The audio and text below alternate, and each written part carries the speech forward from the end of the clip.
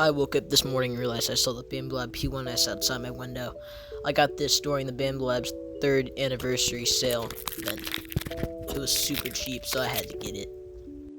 Here I am taking the printer out of the box.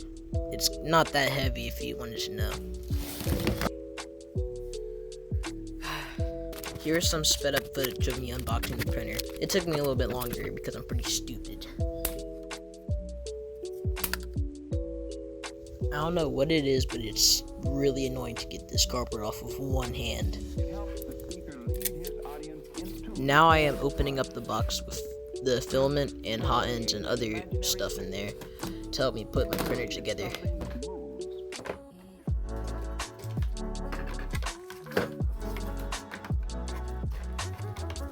As you can see, there's a bunch of stuff in here, but most of the stuff you won't even be needing.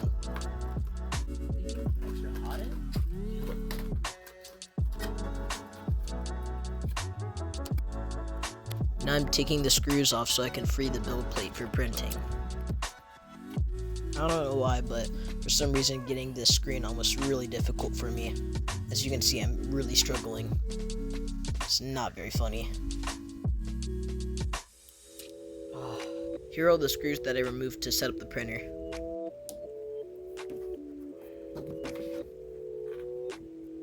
All this was just pressing a couple buttons, and then it gave you a little QR code.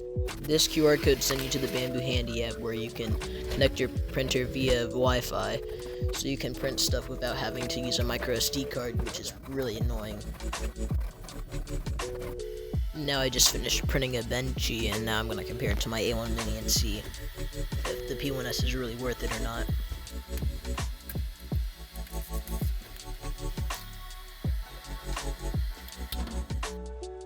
If you look at the two, you can tell that the Bambulab A1 Mini printed in a matte PLA and the P1S printed in regular PLA.